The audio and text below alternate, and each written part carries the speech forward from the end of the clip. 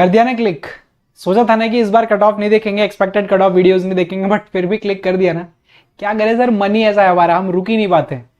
हमें तो बस वो नंबर बता दो आप, जिस नंबर को हमने अचीव किया है हमारे एग्जामिनेशन में, बस उससे कम बता दो कट ऑफ, हमारा दिल खुश हो जाएगा। फिर हम मेंस की तैयारी में स्टार्ट कर देंगे और झोंक देंगे अपने आप को, है ना।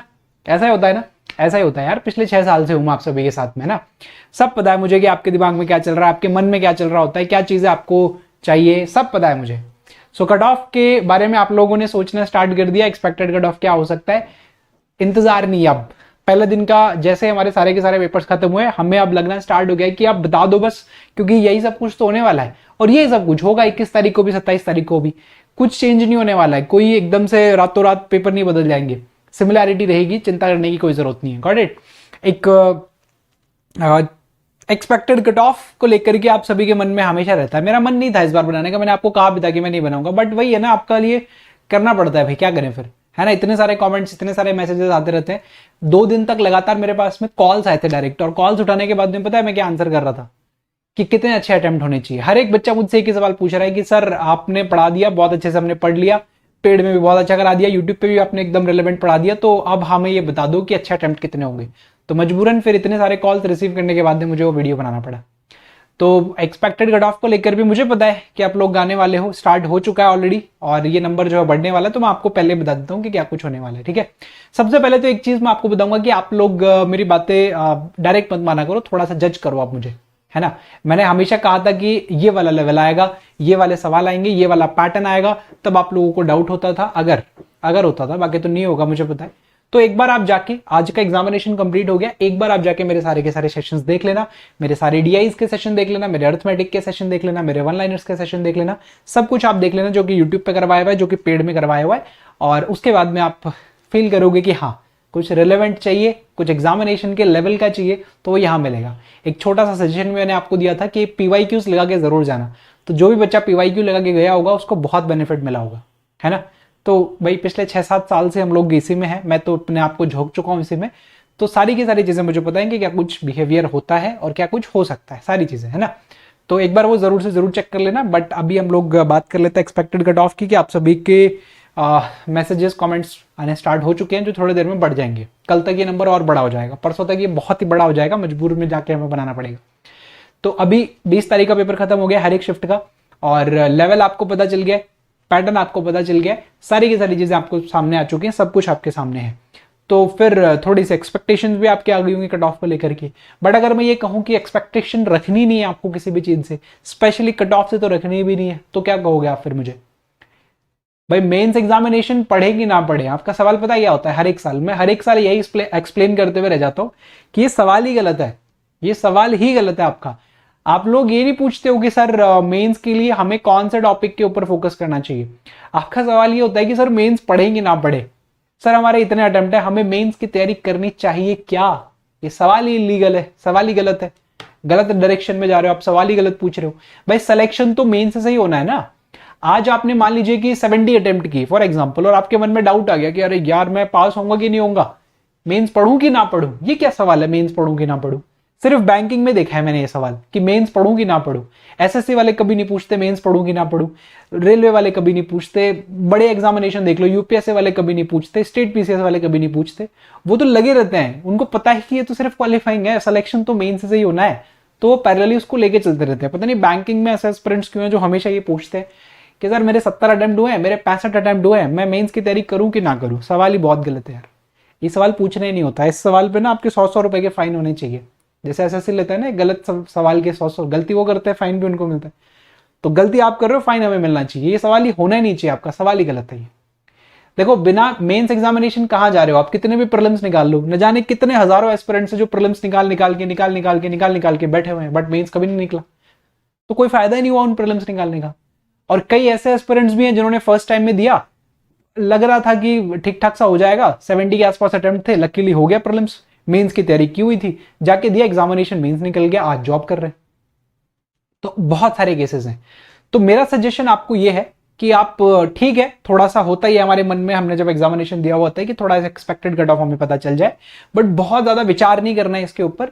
मेंस की तैयारी इसलिए मत करो कि आपके 70 अटेम्प्ट हो गए, या मेंस की तैयारी इसलिए मत रोको कि आपके 50 ही हुए, है ना।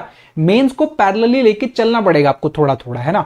अब आपका प्रीलिम्स कंप्लीट हो गया है, अब आप मान लीजिए कि आप प्रीलिम्स एग्जामिनेशन दिया, मान लीजिए अब 2-3 चीजें मैं आपको बता रहा हूं, बस वो समझ लो, उसके बाद में सेशन को डन कर देंगे। मान लीजिए कि आपके अटेम्प्ट 85 से ज्यादा हुए हैं, 85 से ज्यादा आपके अटेम्प्ट हुए हैं आईबीपीएस इसमें एसबीआई क्लर्क एग्जामिनेशन में, यानी कि आप आरआरबी एग्जामिनेशन भी अच्छा करने वाले हो, वो तो इससे भी हल्का आएगा पेपर, और आप आईबीपीएस क्लर्क एग्जामिनेशन भी अच्छा करने वाले हो, लगभग सिमिलर लेवल रहेगा उसमें भी, है ना, थोड़ा सा कम ही रहेगा उसमें भी, बट 99% सेम ही लेवल रहता है। तो अगर आप इसमें 85 प्लस निकाल रहे हो, उसमें भी निकाल लोगे, कोई प्रॉब्लम नहीं है। तो इसका आप चलने दो, इसके लिए वापस से प्रॉपर टॉपिक वाइज क्लासेस करना, टॉपिक वाइज सारी चीजें करना जरूरत नहीं है ना। अब वो जरूरत फील होती नहीं है मुझे, अगर आपने इतना यहाँ पे टच कर दिया है तो भाई 80-85 वाले बच्चों को नहीं करना होता, वापस से जरूरत नहीं है। आप लोग मॉक लगाते रहो आईबीपीएस क्लर्क की, बस बहुत है, और सीधा जाओ मेंस की तैयारी स्टार्ट करो। किसका वेट कर रहे हो भाई, अब किसका इंतजार कर रहे हो? अगर आपके इतने अटेम्प्ट होने लग गए प्रीलिम्स एग्जामिनेशन में, तो इस पे करो आप काम, इसके मॉक लगाओ, इसको टॉपिक वाइज स्टार्ट कर दो, जल्दी, जितना जल्दी हो सके टॉपिक वाइज टारगेट कर दो इसको, कि मैं पहले मेंस एग्जामिनेशन का नंबर सीरीज स्ट्रॉन्ग करूंगा। क्लर्क में नंबर सीरीज आता है, मैं रियलिटी आपको क्लर्क मेंस की भी बता चुका हूं ऑलरेडी, एक प्लेलिस्ट में आपको दे रहा हूं, लिंक डिस्क्रिप्शन बॉक्स में, उसको कंप्लीट देख लेना। जैसे प्रीलिम्स का एकदम एग्जैक्ट लेवल बताया ना, वैसे मेंस का भी एग्जैक्ट लेवल मैंने बताया है, बाकी मैं अभी आपको और भी करवा दूंगा, उससे आपको और भी समझ में आ जाएगा। इसको स्टार्ट कर दो टॉपिक वाइज, जिसके 85 प्लस हो चुके हैं, सोचना ही नहीं है, ख्याल ही नहीं आना चाहिए मन में कि मैं करूं कि ना करूं, आपको तो यही करना है और कुछ करना ही नहीं है ना।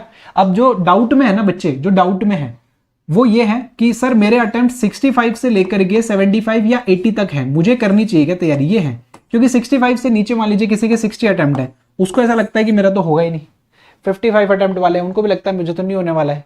और जेन्युइनली अगर मैं बताऊं, अगर मैं शुगर कोटेड बातें ना करूं या जबरदस्ती आपको खुश ना करूं, तो मैं ये कहूंगा कि अगर आपकी 60 से कम है ना अटेम्प्ट, 60 से अगर आपके अटेम्प्ट कम रह गए हैं अभी, तो इसका मतलब ये है कि अभी आप एग्जामिनेशन के लिए उतना रेडी नहीं थे, है ना। थोड़ा और आपको मेहनत करने की जरूरत है, यह है आपका रियलिटी, कि आपको और मेहनत करने की जरूरत है। आईबीपीएस क्लर्क आ रहा है तो थोड़ा और टारगेट करो, और मॉक्स पे थोड़ा सा और काम करो, टॉपिक्स जो आप मिस कर रहे हो उस पे काम करो, थोड़ा स्पीड पे काम करो। आपने देखा होगा कि सिर्फ और सिर्फ स्पीड की रिक्वायरमेंट थी, बहुत ज्यादा डिफिकल्ट क्वेश्चंस नहीं थे यहाँ पे। सिमिलर चीजें होंगे आईबीपीएस क्लर्क में भी और आरआरबीज में भी। तो इन सारे के सारे बच्चों को तो मैं सजेशन ये दूंगा कि अगर आपके अटेम्प्ट मान लीजिए 50 के आसपास हैं, 50 के आसपास अगर आपके अटेम्प्ट रह गए, 55 के आसपास अटेम्प्ट रह गए, तो आप मेंस एग्जामिनेशन तो करो, लेकिन मतलब 70-30 रखो आप, 70% अभी भी इसको लेके चलो, 30% थोड़ा थोड़ा करके हम लोग मेंस को लेके आगे बढ़ते रहेंगे। इनकेस मान लीजिए कि कट ऑफ हमारा बहुत कम चला गया, है ना, मतलब एक तो कट ऑफ पता नहीं कैसे प्रेडिक्ट कर लोगे आप लोग, नहीं कर सकते, क्योंकि एक तो स्टेट वाइज है, उसके बाद में भी स्टेट वाइज के बाद में कैटेगरी वाइज है ना। तो बाई चांस मान लीजिए अगर क्लियर भी हो गया, तो 30% तो लेके चल ही रहे थे हम लोग, बाकी का पूरा हिस्सा जो है वो स्विच कर देंगे हम लोग। इनको तो पूरा का पूरा करना है, रह गए ये बेचारे, ये क्या करें सर, हम कहाँ जाएं, हम क्या करें, हैं, हम नाचे गाएं कूदे, क्या करें हम लोग? आप लोगों को कुछ नहीं करना है, आप लोगों को सिर्फ और सिर्फ यही काम करना है जो ये काम कर रहे हैं, और इनसे एक काम एक्स्ट्रा करना है, कि अगर मान लीजिए आपके अटेम्प्ट 65 से 80 के बीच में है, तो आप ये चाहोगे कि आईबीपीएस क्लर्क में थोड़ा सा और पुश कर जाए हम लोग, और थोड़ा सा बेहतर करने की कोशिश करें। भाई 70 अटेम्प्ट हुए, मान लीजिए 75 अटेम्प्ट हुए आपके, 75 के आसपास, 70 के आसपास, और आपको पक्का लग गया कि यार सर थोड़ा सा और मैं कर सकता था, है ना, 5-7 नंबर में और निकाल सकता था, अगर वो 20 मिनट मेरी 21 मिनट में रहती तो, या मैं थोड़ा सा और क्विक होता, काश। तो ऐसा फीलिंग्स आपके पास में है, तो ये सजेशन ये है आपके लिए कि मेंस तो आपको पूरा पूरा फॉलो करना है। 65 से ऊपर जो भी है, ध्यान से सुन लेना, उसको मेंस एग्जामिनेशन फोड़ना है, मतलब करनी है तैयारी, जबरदस्त तरीके से तैयारी करनी है, जैसे प्रीलिम्स की करी थी। लेकिन इन बच्चों को जो अभी इसमें है, उनके लिए सजेशन ये रहेगा कि अगर ये बच्चे मान लीजिए कि एक मॉक लगा के प्रैक्टिस कर रहे हैं, तो आप यहां पर इनसे थोड़ा सा एक्स्ट्रा मेहनत करोगे प्रीलिम्स के लिए भी। मेंस के लिए तो जाने वाले हो आप, फोड़ने वाले हो, मेंस के लिए तो पूरी मेहनत चली रही है हमारी, इसको हल्का सा पुश करना है ना, थोड़ा सा और। जैसे 70 अटेम्प्ट थे तो अगली बार 77 के आसपास, 10% और बढ़ जाऊंगा आगे। 75 अटेम्प्ट था तो 80 प्लस चला जाऊं मैं इस बार, अराउंड 10%, 8-10% मुझे परफॉर्मेंस को बढ़ाना है, ठीक है। तो आपको क्या करना है, थोड़ा सा उसके ऊपर और काम करना है। लग रहा है कि सिंप्लीफिकेशन थोड़ा सा और क्विक हो सकता था, लग रहा है थोड़ा अरिथमेटिक और ये वाला टॉपिक और अगर मैं करके जाता तो थोड़ा बेहतर हो सकता है, बस उन चीजों के ऊपर जो पॉलिशिंग की जरूरत है ना, जिन चीजों के ऊपर पॉलिशिंग की जरूरत है, वो थोड़ा सा एक्स्ट्रा काम आपको करने की जरूरत है। तो आप इसको थोड़ा सा कंसिडर करके चलिएगा जब तक कि आपका आईबीपीएस क्लर्क नहीं हो जाता है। Got it? लग जाओ, बता दिया आपको पूरा का पूरा। यहां पे ज्यादा फोकस आपका रहेगा 70-30, ये आपको प्रीलिम्स और बाकी मेंस का रखना है, ठीक है। ये आपके कट ऑफ्स नहीं है, ये आपके वो नंबर्स हैं जिनके अराउंड अगर आप हैं तो उसके अकॉर्डिंग आपको आगे बढ़ना है, उसी के अकॉर्डिंग आपको तैयारी करनी है। Got it. तो उम्मीद कर रहा हूं कि आपको क्लैरिटी मिल गई होगी भाई। बहुत ज्यादा बातें नहीं करेंगे और ज्यादा, नहीं तो आप बोलोगे कि सर सेशन बहुत लंबा हो गया। तो बस खत्म करते हैं सेशन को। जिसके 65 से ऊपर अटेम्प्ट है, सवाल नहीं आना चाहिए, ख्याल ही नहीं आना चाहिए मन में कि मुझे मेंस की तैयारी करनी चाहिए, क्या करनी चाहिए, मेंस से ही होगा सिलेक्शन। 65 से ज्यादा बहुत सारे बच्चों को मौका मिलेगा आपके मेंस एग्जामिनेशन में बैठने का। 65 से लेस अटेम्प्ट जिसके हैं उसमें हो सकता है कि वो डिपेंड करेगा कैटेगरी और स्टेट के ऊपर, तो इन बच्चों को थोड़ा ज्यादा फोकस करने की जरूरत है, क्योंकि अभी और बेहतर कर सकते हो आप।